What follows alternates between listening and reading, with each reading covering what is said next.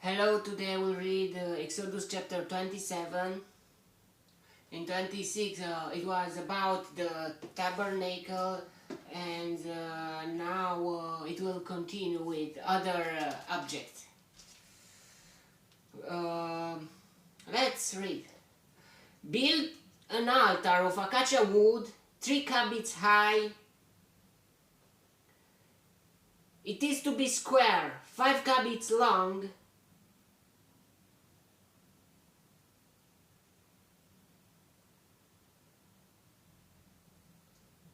and 5 cubits wide.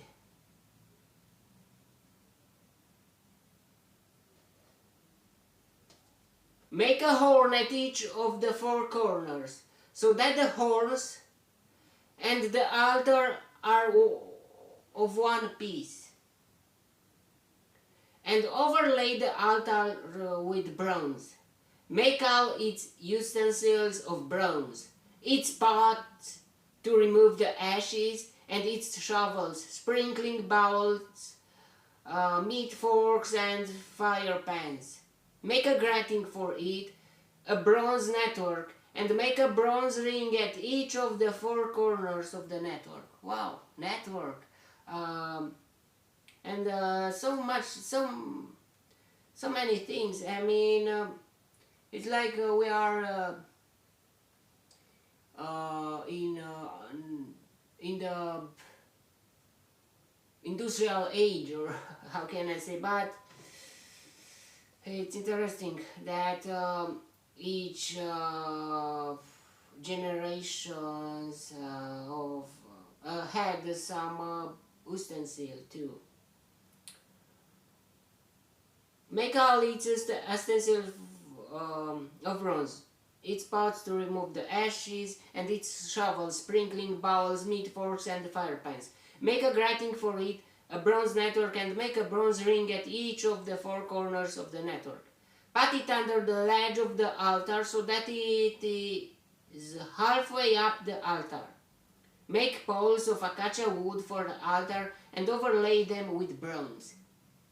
The poles are to be inserted into the rings, so they will be on 2 sides of the altar when it is carried. Make the altar hollow, out of boards. It is to be made just as you were shown on the mountain.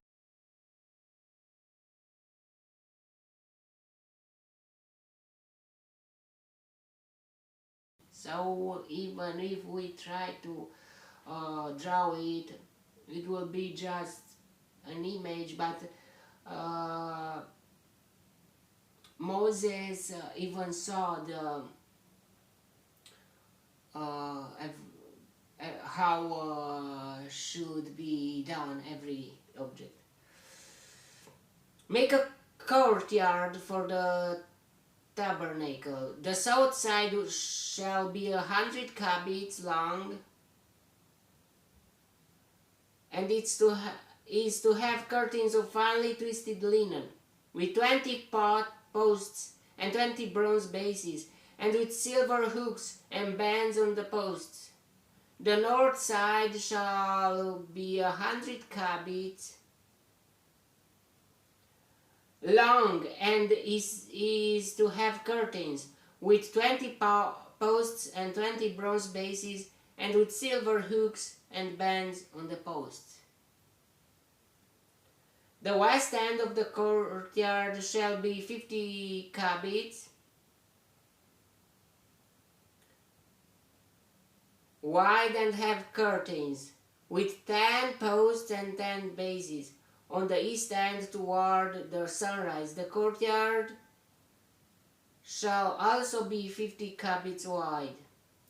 Curtains 15 cubits long are to be on one side of the entrance with 3 posts and 3 bases, and curtains 15 cubits long are to be on the other side with 3 posts and 3 bases. So it will be like 100 cubits long and 50 cubits wide, something like that. Length and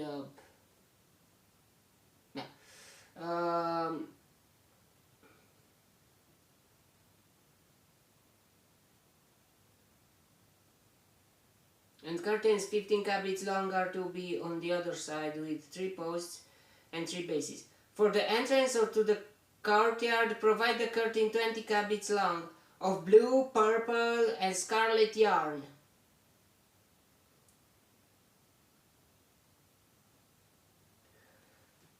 And finely twisted linen, the work of an embroiderer, with 4 posts and 4 bases. I'm just reading it, and yeah. All the posts around the courtyard are to have silver bands and hooks and bronze bases. The courtyard shall be 100 cubits long and 50 cubits wide, with curtains of finely twisted linen 5 cubits high and with bronze bases. All the other articles used in the service of the tabernacle, whatever their function, including all the tent pegs for it and those for the courtyard, are to be of bronze.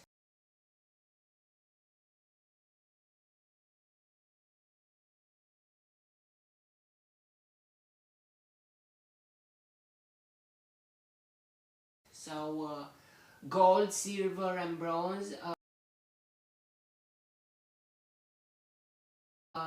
those materials, those noble metals, and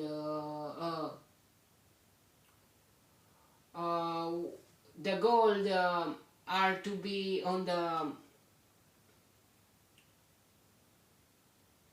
most holy place, the silver in the holy place, and the bronze on the next. There are 3 levels: bronze, silver and gold. It's very interesting because God is even show but these materials to identify the things and their function. Command the Israelites to bring you clear oil or of pressed olives for the light, so that the lamps may be kept burning. In the tent of meeting outside the curtain that is in front of the testimony, Aaron and his sons are to keep the lamps burning before the Lord from evening till morning. This is to be a lasting ordinance among the Israelites for the generations to come. Now, we as Europeans use sunflower oil more, but in that area, in that region, they used olive oil.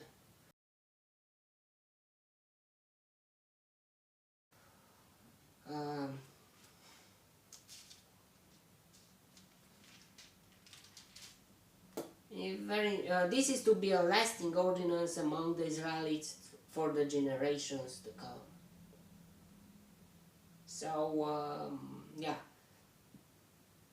This chapter was about the altar of burnt offering, the courtyard, and the oil for the lampstand, from which the Aaron and his sons are to keep the lamps burning before the Lord from evening till morning. Starting from that day, they should put that lamps to burn without stopping. I mean, to burn eternal, from generations to generations. That the priest, the Aaron and his sons to keep the lamps burning like a light. It's very wow. I like that thing. It's a very strong image. If you keep a fire lightning non-stop all your life, from the beginning of your life until the end. To put oil, to put something to that the fire to consume it, and we must be a light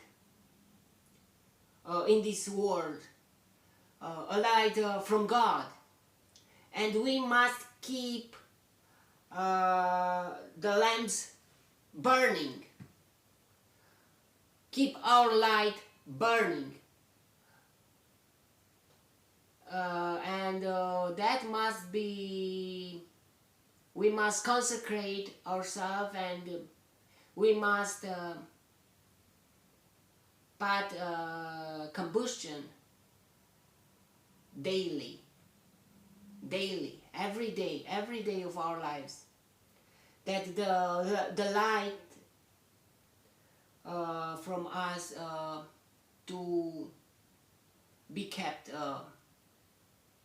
and to not live in a darkness. It is a very strong image, and I really like it. I like planting a tree, an oak tree that can live maybe almost 1,000 years, not 100, almost 1,000 years. It's a very wow thing. Or a fire burning and never stop. I might, if I don't forget, I want to fire burning in the future, if my life is my life, but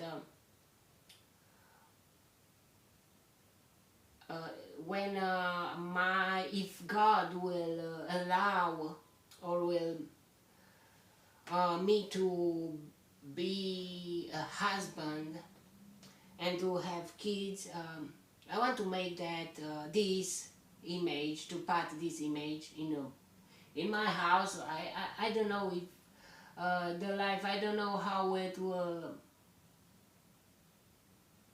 happen, but I want to have an external image from being born, from the birth to their death. I mean, they must keep put the fire on. It is a very strong image, and it can be a very beautiful tradition. I like it. I want that in my family. I want that in my life, and not just sometimes we make some things external, like but what they have with us, it is about an image. All these lots of things from the God laws of, that gave it to through Moses. Lots of things are to be like the festivals, and lots of things to be memorized and to be an image of something that will happen. And the Old Testament, the laws are to be, they are a shadow of the reality from the New Testament, and those things cannot be separated. You look in Old Testament to understand the New Testament, or you look in the New Testament to understand the Old Testament. It's like a fruit with a peel and the things that are in the middle. The fruit, the the main part of the fruit. Like our body and our soul are together, and some after we die, there is a time, we don't know how much. For everyone, it's a different.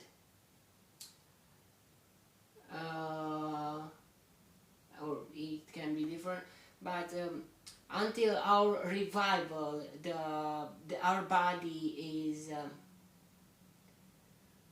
still our body, even it will be ash.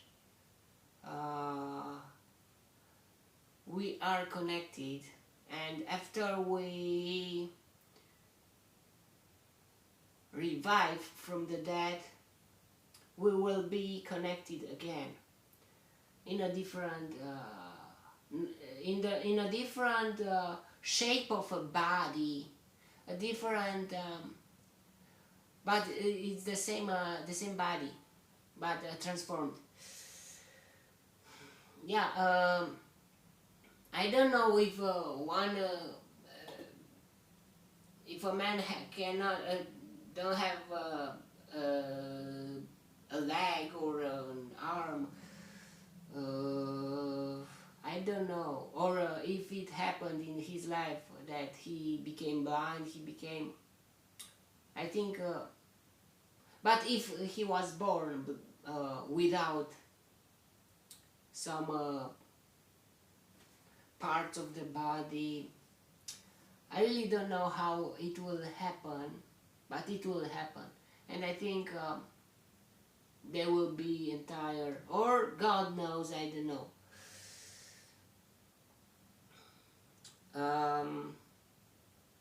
In the heaven will be no tears and no frustration or something like that. So I think everything, not just I think, everyone will be okay, and not just okay, will be super.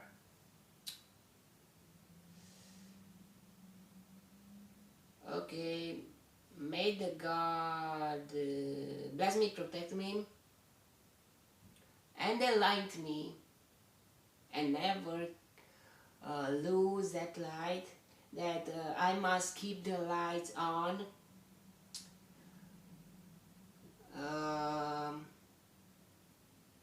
And may God enlighten me in the next chapter 2, and if he wants, you will see me there too.